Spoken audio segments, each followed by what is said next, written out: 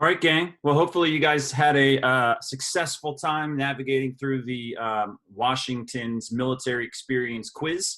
And now you are in that line of thinking as Washington as the military man. So let's get into talking a little bit about Washington's role in the American Revolution. Now, think a lot about that. The failures that Washington experienced during the French and Indian War were going to shape the type of general that Washington would become. And a lot of what we've talked about up to this point has shaped the actions that Washington will take during the American Revolution. One example of this is the inoculation of his troops to smallpox, because he himself experienced that, although in an unintended way. Him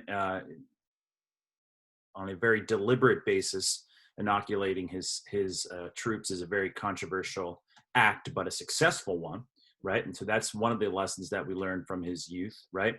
And then another thing that we're going to learn from his youth is that of patience.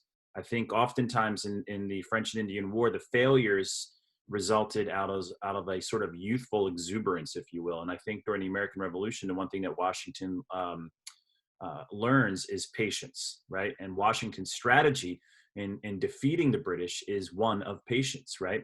He's not fighting to win the war. He's fighting not to lose, right? I think that's an important thing to understand, right? So let me say that again. He's not fighting to win the war. He's fighting not to lose. And what that means is that he's essentially not putting his army in a position to be annihilated and completely defeated by the British. And the way what happens when you do that is you extend the war, right? And the British are 3,000 miles away from home, right? So they're going to have difficult times getting separated, right? You're going to have men who are going to question what they're doing there and want to go home. You're going to have foreign countries that are going to say, if this goes on long enough, this might be an actual effort worth supporting. And that's exactly what happens, right? The French support the Continental Army. So Washington's sort of cat and mouse game eventually wins out. It's the same strategy that will be employed by the Confederate Army in the Civil War. The problem with the Confederate Army is that they ran out of resources and didn't get the European support. They came close, right? England would have been the one to support the Confederates because they were the largest consumer of Southern cotton. But I am getting off topic. So let's talk a little bit about how we got to the American Revolution, right? So let's talk about Road to the Revolution. And this is sort of that antebellum time period that's focused in Boston, right? The French and Indian War has just come to an end. England now faces a major deficit on how to recoup the funds that were paid by the British military to defend the American colonies. And so the idea by George Grenville and others in Parliament is to begin to have the colonists pay for their tax or pay for their defense through a number of taxes. And so they start passing all of these various taxes on goods coming into the country: Sugar Act, Stamp Act, Townshend Acts, right? Taxing tea, taxing lead, taxing glass, all paper goods, okay?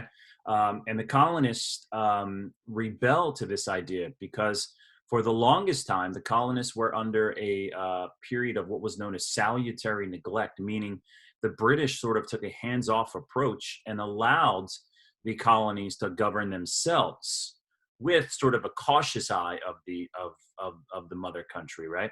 And so now there was sort of this direct intervention being placed on them outside of their colonial governments and their provincial governments, and the colonists rebel. And so their rallying cry, of course, is no taxation without representation, right?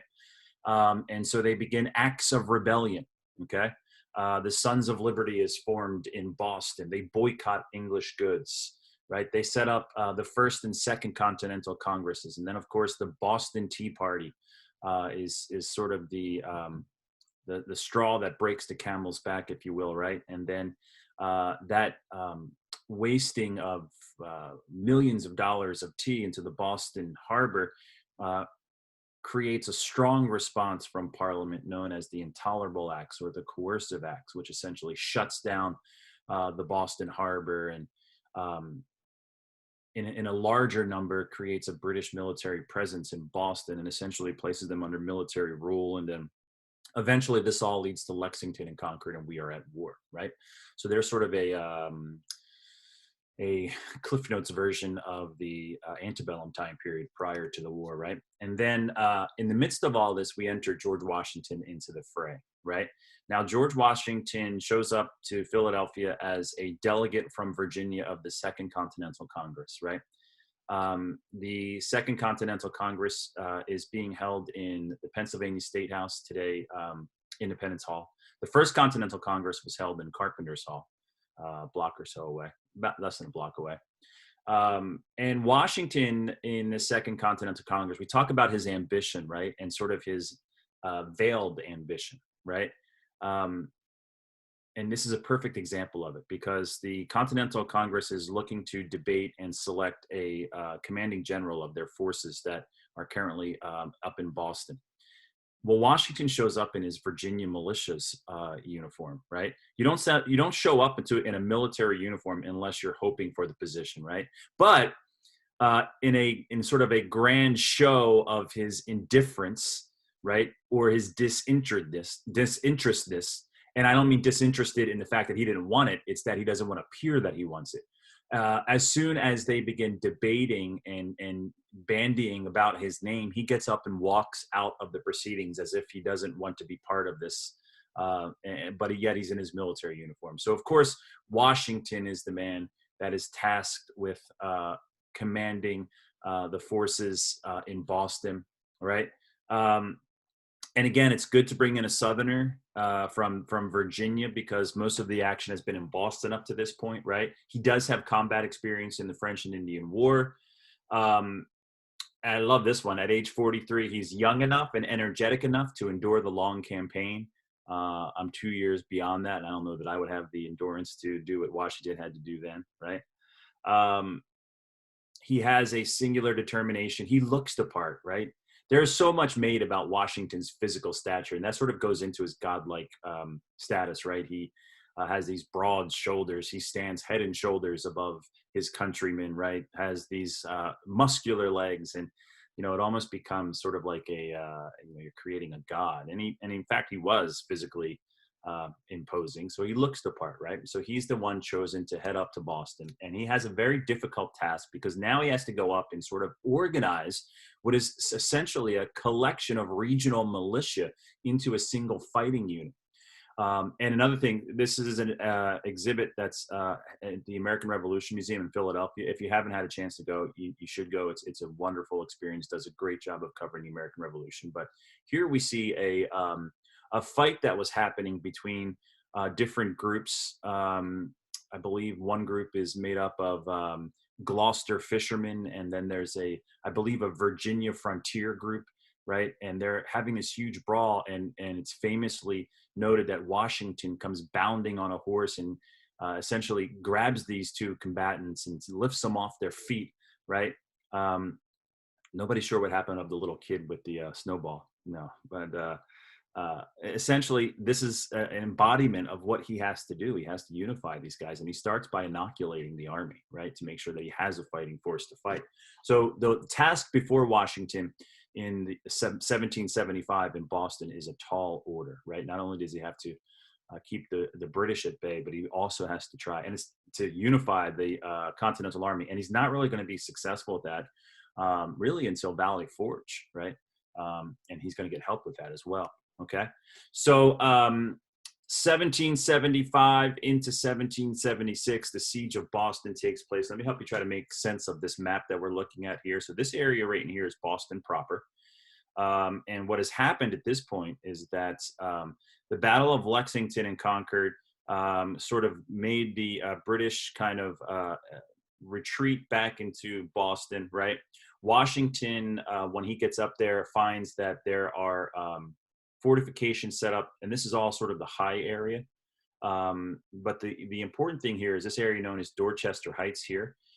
Henry Knox famously drags artillery from Fort Ticonderoga in New York across some tough terrain, and they're able to set up artillery on Dorchester Heights, which essentially seals the deal that the British are going to have to leave Boston because they're essentially surrounded, right? There's a famous battle, of course, the first really major engagement in June of 1775, fought at Bunker Hill, but really fought on Breed's Hill, which was a smaller hill next door, won by the British, but at a huge cost. The British famously said that if they have any more victories like this, they're not going to have an army left to fight.